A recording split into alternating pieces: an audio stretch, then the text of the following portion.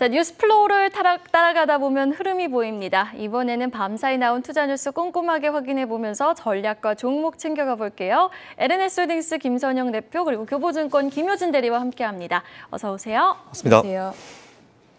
자, 그럼 뉴스 화면을 통해 만나보도록 하죠. 첫 번째 뉴스입니다. 인도태평양 경제협의체 IPEF가 어제 공식 출범했습니다. 윤석열 대통령은 IPEF 출범 정상회의에 참석해 반도체, 배터리, 미래차 등 첨단 산업의 핵심 역량을 보유한 한국은 영내국과 호혜적 공급망을 구축할 것이라고 말했습니다. 농림축산식품부는 밀가루와 식용유의 안정적인 국내 공급을 위해 기업과 적극 협력하겠다고 말했습니다. 농식품부는 밀가루 가격 상승분의 70%를 지원하는 밀가루 가격 안정 지원 사업과 함께 대두유와 해바라기 씨유에 매겨진 5% 관세를 할당 관세를 통해 인하하는 방안 등을 관계부처와 협의하기로 했습니다.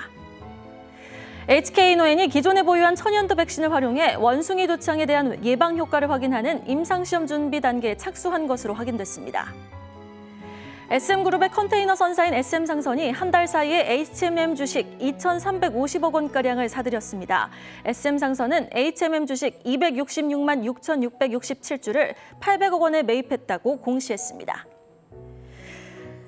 원주는 35억 원 규모 포스코그룹의 중국 합작회사인 절강포화의 2단계 공정설비 설치 공사를 수주했다고 공시했습니다. HSD엔진은 904억 원 규모의 주주 배정 후 실권주 일반 공모 방식의 유상증자를 결정했다고 공시했습니다. 이와 함께 HSD엔진은 보통주 한 주당 신주 0.2주를 배정하는 무상증자를 결정했습니다. 자, 바이든 방한 후 한미 관계의 키워드는 반도체 그리고 2차 전지, 원전으로 한번 추려볼 수가 있겠습니다. 그래서 한국과 미국은 경제 공동체 IPEF에 나서기로 하는데요. 내용 설명 좀 부탁드릴게요, 대표님. 네, 말씀하신 대로 윤석열 대통령이 전일 화상회의 형식으로 IPEF 태평양 경제 프레임워크 출범 정상회의에 참석을 했습니다. 반도체, 배터리 그리고 미래차 등 첨단 사업의 핵심 역량을 보유 중인 우리나라가 영내국과 호혜적 공급망을 구축할 것이다라고 이제 언급을 했는데요. 이 IPEF는 잘 아시겠지만 미국이 시작을 했습니다. 미국이 제안을 했고요. 인태 지역의 포괄적인 경제 통상 협력체로 관세 인하 등 시장 개방 중심의 기존 FTA와는 조금 다른 느낌이라 좀 보시면 될 것 같고요. 디지털 공급망 인프라 그리고 청정 에너지 등 신통상 이슈에 대해서 새로운 규범을 설정하고 그리고 영내 협력 강화를 주요 내용으로 하는 어떤 협력체다라고 좀 보시면 될 것 같습니다. 이번 회의에서는 우리나라와 일본, 호주 등 총 13개 국가가 참여를 해서 출범 선언을 했고요. 그리고 현재 공급망 문제를 해결하기 위해서 어쨌든 미국 중심으로 공급망을 만들겠다라는 이런 느낌으로 좀 보시면 될 것 같습니다. 근데 제가 사실 이번에 느낀 거는 이제 미국이 우리나라를 굉장히 IPEF에 포함시키고 싶다라는 걸 좀 많이 좀 느꼈습니다. 잘 아시는 대로 반도체랑 배터리 하게 되면은 이제 우리나라가 거의 세계 최고의 탑 수준의 어떤 기술력을 가지고 있고요. 또 미국 같은 경우에는 중국이 반도체 제조 기술에 대해서 우위를 가지는 걸 가장 경계하고 있습니다. 반도체 굴기라면서 굉장히 많은 돈을 부었는데 결론적으로 잘 안 되고 있긴 하지만 어쨌든 이런 부분을 미국이 사실 가장 경계하고 있는 그런 부분인데요. 그래서 미국은 자신이 우위에 있는 반도체 장비를 중국에 아예 수출 금지를 시켜버린 상황이죠. 이에 따라서 중국은 반도체 자립 자체를 굉장히 못하는 상황에 이르고 있는데요. 또한 중국이 자체적으로 반도체를 만들어버리게 되면은 우리 경제에도 상당히 좀 큰 영향이 있을 수밖에 없기 때문에 현재 상황이 우리나라한테 어떻게 보면 좀 다행이다라는 좀 그런 생각이 좀 들기도 합니다. 어쨌든 중국이 지금 현재 굉장히 좀 불편한 상황이고 어떤 멘트 하나하나 나올 때마다 중국에서 바로바로 좀 대응을 해주고 있는 그런 상황인 것 같은데요. 앞으로 이에 대해서 우리나라 정부의 역할이 좀 굉장히 중요한 것 같습니다. 결론적으로 반도체 투자 확대는 앞으로도 분명히 이루어질 수 있을 거라 보고 있고요. 이에 따라서 반도체 장비주나 소재 부품주에 좀 관심을 가지셔야 될 것 같다라는 생각이 좀 들고 있습니다. 네. 자, 그럼 김효진 대리님, 이 인도태평양 경제 프레임워크, 그러니까 간단히 서플라이 체인 우리끼리 하고 탈탄소 같이 하고 이렇게 수소 생태계 같이 하자는 건데 관련해서 우리가 찾아볼 만한 수혜주는 어디에 있을까요? 앞서 말씀드렸다시피 사실은 미국의 우호적인 환경을 기대할 수 있는 업종이 수혜가 될 텐데요. 크게 반도체 그리고 전기차 그리고 철강 업종이 저는 수혜를 볼 것으로 이렇게 예상을 하고 있습니다. 앞서 반도체는 언급해 주셨으니까 넘어가고요. 자동차 같은 경우는 거의 확정적인 업종인데 현대오토에버가 가장 직접적인 수혜가 예상이 될 수 있을 것 같고 또 물류를 담당하기 때문에 현대글로비스도 간접적인 수혜를 얻을 것으로 예상을 하고 있습니다. 그 외에 제가 철강 업종에 주목을 하는 이유는 철강 업종에 대한 관세 철폐 부분에 대해서 좀 주목을 하고 싶은데요. 사실 일단 그 트럼프 행정부가 자국의 철강 산업을 보호한다는 명분으로 수입산 철강제에 대해서 고율의 관세를 매기고 수입 물량을 제한한 조치입니다. 한국만 아직 재협상을 하지 않고 있는 상황인데요. 미국 같은 경우는 지금 인플레이션을 막기 위해서라도 어떤 철강에 대한 관세 재조정에 충분한 명분이 있어 보이거든요. 지금 국내 철강 산업 같은 경우는 철강 산업이 발전을 하고 수출량이 늘어도 세계 제1의 시장인 미국에 팔 수 있는 물량, 이게 쿼터제가 정해져 있기 때문에 성장의 한계가 있었습니다. 근데 2018년도부터 도입된 미국의 무역 확장법 232조 때문에 미국은 철강 제품에 대해서 25% 고율의 관세를 부과를 하고 있는데요. 우리나라는 25% 관세 대신에 연간 268만 톤으로 수량을 제한을 하고 해당 물량까지는 무관세로 수출을 하기로 했습니다. EU 같은 경우는 330만 톤까지는 25% 관세가 붙고 일본은 125만 톤까지 무관세, 초과량은 25% 관세가 붙습니다. 근데 우리나라는 더 팔고 싶어도 관세를 내면서 더 팔고 싶어도 268만 톤 이상 팔 수가 없다라는 것입니다. 이에 이제 미국 상무부의 철강 수출과 관련해서 계속 트라이를 했지만 번번이 거절당했는데요. 이번 IPF를 계기로 해서 철강 관세와 관련된 혹은 어떤 규제 완화, 제한 완화 기대감이 높아진다라면 현대제철 같은 경우 그 중소 철강사들이 수혜를 볼 것으로 예상을 하고 있습니다. 제가 현대제철을 픽한 이유는 현대차 계열이기 때문에 자동차 업종과도 교집합이 되는 종목이기 때문에 현대제철을 말씀드려보겠습니다. 네, 알겠습니다. 반도체 소부장과 철강주 또 그중에서도 현대제철 한번 주목해보죠. 자, 다음 뉴스 볼게요. 말레이시아는 다음 달 닭고기 수출을 중단한다고 하고요. 그리고 수입 농산물 가격이 이렇게 기하급수적으로 오르자 정부가 불안 심리에 직접 진화 나서는데요. 소비자가 직접 피부로 체감할 수 있을 만큼의 개선책이 좀 나올 수 있을지가 궁금합니다, 대표님. 네, 사실 가장 우려되는 부분이 이렇게 인플레이션이 발생했다 하더라도 이게 우리 일반 서민들이 바로 느껴지게 되면 조금 문제가 되는 상황이 발생을 하게 됐죠. 이에 따라서 정부가 밀가루와 식용유의 안정적인 국내 공급을 위해서 이제 기업과 적극적으로 협력하겠다는 소식을 사실 어제 발표를 했습니다.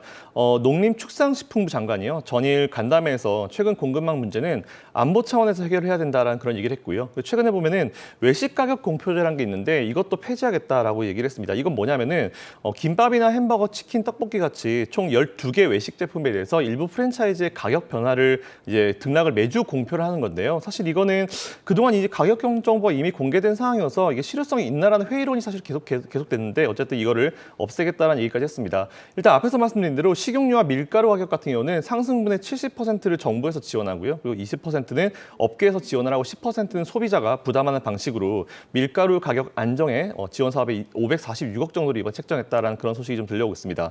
그리고 안정적인 원료 구매를 위해서 이제 식품 외식 종합 자금 확대 등 대책 마련을 합의했다라는 그런 소식까지 들려오고 있는데요.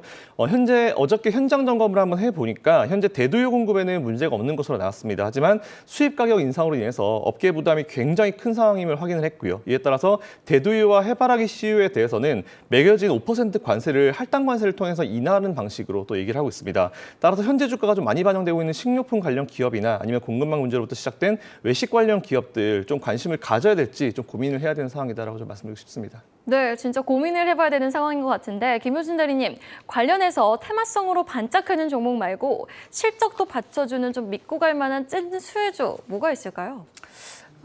제가 이 코너를 통해서 지난 연말부터 1분기 내내 사실 음식료와 관련된 그리고 가격 인상, 곡물가 인상, 가격 인상, 실적과 관련돼서 계속 업데이트를 하면서 종목을 좀 선별을 해드렸었던 것 같아요.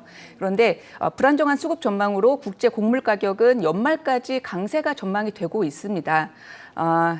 기업별로 수입국 다변화라든가 선구매 확대 혹은 통합 구매 등을 통해서 자구책을 마련 중이기 때문에 어떤 장기간 지속되는 가격 상승으로 인해서 하반기 음식료 기업들의 투입 원가 상승 부담이 불가피할 전망입니다. 사실 1분기에는 실적들이 원재료 가격이 오르는 거에 대해서 판가 전가를 하면서 실적을 잘 냈거든요. 그렇지만 이제는 가격을 올리면 수요가 감소하는 단계로 들어갔다라고 저는 판단을 하고 있고, 그래서 이제는 기업들이 가격 전가보다는 이 원재료에 대한 오름폭을 감당하는 단계로 들어갔다라고 저는 생각을 하고 있습니다. 그래서 음식료 업종 주가에 대해서는 다소 톤다운 대응이 좀 필요하지 않겠나 그렇게 생각을 하고 있습니다.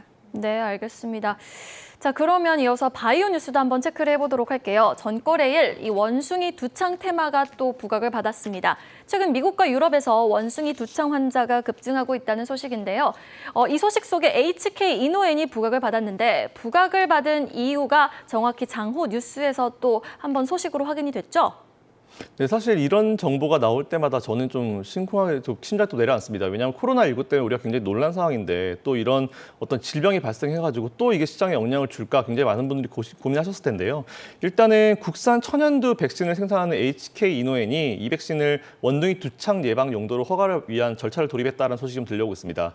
이거는 유럽과 미국에서 이미 원숭이 두창 환자가 증가한 데 따른 과정이다라고 좀 보시면 될 것 같은데요. 참고로 이 HK 이노엔 같은 경우는 예전에 CJ 제일제당 안에 있었습니다. 제약 사업 부분이 물적 분할하면서 제가 굉장히 싫어하는 물적 분할을 하면서 설립된 기업이라고 보시면 될 것 같고요. 이후에 2018년도에 한국콜만 인수가 되기도 했었죠. 일단 미국의 질병통제예방센터죠. CDC가 최근에 기존 천연두 백신으로도 원숭이 두창을 85% 정도 예방할 수 있을 거다라는 그런 평가를 했습니다. 이에 따라서 HK 이노엔 같은 경우는 정부에 납품하고 있는 현재 천연두 백신이 원숭이 두창에도 효과가 있는지 확인하기 위한 임상 실험에 이제 설계 절차에 돌입했다라고 이제 어제 밝혔는데요. 참고로 이 원숭이 두창을 일으키는 바이러스 같은 경우는 천연두 원인인 두창 바이러스와 굉장히 비슷하다고 합니다. 어쨌든 치료제가 있을 수 있다는 부분인 것 같고요. 따라서 보건당국이 기존의 천연두 백신으로도 이 원숭이 두창을 어느 정도 예방할 수 있다라고 판단을 하고 좀 나서고 있는 것 같습니다. 일단 앞서서 그 덴마크 제약사인 바바리안 노드릭도요. 2019년도에 미국의 FDA로부터 천연두 백신 진네오스 허가를 받으면서 원숭이 두창 예방 용도로 사용하겠다라고 이제 2019년도에 이미 승인을 받았습니다. 그 이야기는 이 병이 새로 나온 게 아니고 일단 최소한 2019년도 이전부터 있었다라는 걸 여러분 좀 체크하시면 좋을 것 같다는 말씀드리고요. 어쨌든 이거로 인해서 너무 공포감을 가지실 필요까지는 없을 것 같다라는 이 정도 멘트 드리겠습니다. 네. 또 HK 이노엔은 사실 리오프닝 이후 음주 좀 많이 하지 않으십니까? 이 컨디션이 불티나게 팔리니까 실적도 받쳐주면서 급등한다라는 소식도 있었거든요. HK 이노엔 외에도 좀 실체가 있는 관련 테마주 어떤 종목이 있을까요, 김효준 대리님? 어제 시장에서는 파미셀과 녹십자 MS라는 종목이 아마 같이 테마를 형성을 하면서 급등을 한 것으로 알고 있습니다. 네. 그렇지만 굳이 이 원숭이 두창과 관련된 키워드로 어떤 주가 시장에 대응을 한다라면 HK 이노엔이 사실은 그 두창 백신을 유일하게 국내에서 생산을 하고 있기 때문에 이 키워드 분명하게 말씀드리지만 이 키워드로 접근을 한다라면 HK 이노엔이 맞다라고 보고 있고요. 지금 WHO에서 올여름 대유행을 경고를 했기 때문에 그리고 우리가 그 코로나19를 겪어오면서 전염병이라는 그 키워드에서 굉장히 심리적인 불안감 때문에 아까 우리 대표님이 말씀하셨던 것처럼 심쿵이라는 만큼 그 어제 갭상승을 포함한 어떤 그 주가 흐름을 보였던 것 같아요. 그런데 이 키워드라는 것이 뉴스 플로우에 따라서 사실 움직이는 거기 때문에 저는 이 키워드로 HK 이노엔을 전부로 바라보지 않았으면 좋겠다라는 정도의 코멘트를 하고 싶습니다. 그럼 그 외에도 좀 펀더멘털 측면으로 HK 이노엔은 긍정적으로 바라보시나요? 네, 컨디션 매출 굉장히 좋게 나타나고 있습니다. 네, 알겠습니다. 자, 그럼 바로 이어서 2차 전지 장비 뉴스도 한번 터치를 해보도록 할게요. 원준 소식인데요. 원준이라는 종목 자체가 일단 7거래일 연속 랠리를 이어가고 있습니다. 근데 그 가운데 수주 소식이 들려왔는데 내용 한번 정리해 주시죠, 대표님. 네, 말씀하신 대로 원준 같은 경우는 2차 전지 밸류체인 장비 업체죠. 이제 35억 규모로 포스코 그룹의 중국 합작사인 절강포화의 2단계 공정 설비 장치를 설비를 수주를 받았다는 그런 소식이 좀 들려오고 있습니다. 계약 기간은 2023년도 3월 30일까지고요. 계약금은 35억 1,600만 원으로 이는 2021년도 매출의 5.66%에 달하는 비용이다라고 좀 보시면 될 것 같습니다. 일단 원준 같은 경우는 이미 이제 절강포화죠. 이제 풀네임으로 절강포화 신에너지재료 유한공사 굉장히 긴데 이 기업과 몇 차례 양극재 관련해가지고 10차례 관련해서 장비 공급을 수주한 적이 있는 기업이다라고 좀 보시면 될 것 같습니다. 작년 연말쯤이었던 걸로 기억을 하는데 한 260억 정도 수준으로 매출 대비 40%에 달하는 엄청난 수주를 만들어진 적이 있고요. 그 계약 기간이 아마 제가 알기로는 올해 9월 달 말까지로 알고 있는데 한 10개월 정도 되는 걸로 기억하고 있습니다. 어쨌든 앞에서 말씀드린 절강포화 같은 경우는 포스코의 중국 양극재 생산 법인인데 일단 이런 소식이 들렸으니까 관련주들 그리고 이제 포스코 관련 종목들 한번 관심 가져보시면 좋지 않을까라고 생각하고 있습니다. 네, 사실 이번 주 미래에셋증권에서 2차 전지 장비 관련 리포트 90페이지 분량이 나왔거든요. 내용이 꽤 좋더라고요. 이 장비 관련주가 소재 관련주보다 많이 못 갔는데 지금 수주 잔고가 넘칠 지경이다라는 게 주요 골자였습니다. 그 안에서도 장비 안에서도 원준의 매력도 좀 높다고 보십니까, 김효진 대리님? 기억하실지 모르겠지만 제 4월 초에 이 자리에서 또 원준을 말씀을 드린 맞아요. 적이 있었습니다. 예. 주가가 이제 한번 언덕을 만들고 다시 지금 올라가고 있는 상황인데요. 최근에 전기차 판매량이 늘어나면서 2차 전지 생산 설비 이 계획이 잇따라 발표를 하면서 관련 장비주에 대한 기대감이 반영되고 있는 것으로 보입니다. 원준 뭐 잘 아시겠지만 2차 전지 소재 양극재 응부재 생산을 영위하는 그 필수적으로 필요한 열처리 솔루션 제공 업체이고요.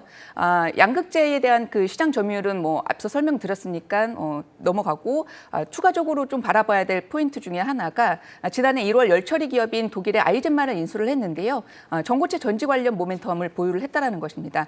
이 지금 원준에서 신규 제품으로 개발을 추진하고 있는 게 폐배터리 리사이클링을 위한 어떤 신제품 개발과 그리고 탄소섬유 제작용 그 산화로 개발도 활발하게 추진을 하고 있는데 이 독일의 아이젠만이 이런 PK 장비, 탄소섬유, 연료전지, 전고체 배터리 이쪽의 기술과 레퍼런스를 갖고 있거든요. 그런데 2021년 말 기준으로 약 200억 원 수준의 적자폭을 작년에 약 30억 원 규모까지 축소를 했기 때문에 올해는 이 부분에서도 턴이 나온다라면 원준의 실적도 굉장히 큰 폭으로 성장할 수 있을 것으로 보이고 있습니다. 네, 실적 펀더멘털이 좀 기대가 되고 있는 원준에 대해서 좀 긍정적인 의견 제시해 주셨고요.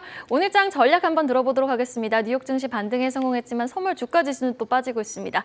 대표님 전략부터 챙겨가죠. 네, 한마디로 무난 하루가 예상된다라 말씀드리고 싶고요. 그리고 단 종목별로 각자 도생입니다. 지금은 업종별로 보실 게 아니고요. 각 종목별로 실적을 체크하셔야 되는 시기이기 때문에 이 부분 잘 체크하셔가지고 투자를 이어가시면 좋을 것 같다라 말씀드리겠습니다. 네, 이어서 김효진 대리님의 전략입니다. 네, 시장은 지금 키워드가 환율과 거래대금을 좀 주목하시면 좋을 것 같습니다. 환율은 지금 안정을 좀 찾아가고 있는 과정인 것 같은데 문제는 아직 거래대금이 늘어나지 않다라는 점입니다. 지금 4월 말 이후에 주간 거래대금이 계속적으로 감소하고 있는 상황인데 이것은 시장의 에너지가 다소 부족하다라는 거고 지속성의 여부를 장담할 수 없다라는 점입니다. 그래서 코스피는 한 10조 원 수준 그리고 코스닥은 일평균 거래대금이 9조 원 정도는 나와줘야 어떤 시장의 에너지가 충분할 거다라고 보고 있어서 그 전까지는 기술적 반등과 매물 소화 과정이 계속될 것으로 보이고 있습니다. 그래서 어떤 차별화된 종목 장세가 이어질 수 있기 때문에 신정부의 정책 관련주 혹은 실적주 중에서 수급이 바뀌는 종목으로 꾸준하게 관심이 필요합니다. 네, 두 분의 교집합은 종목이었습니다. 자, 월요일 국내 투자 뉴스와 전략 LNS홀딩스 김선영 대표 그리고 교보증권 김효진 대리와 함께 봤습니다. 오늘 말씀 고맙습니다.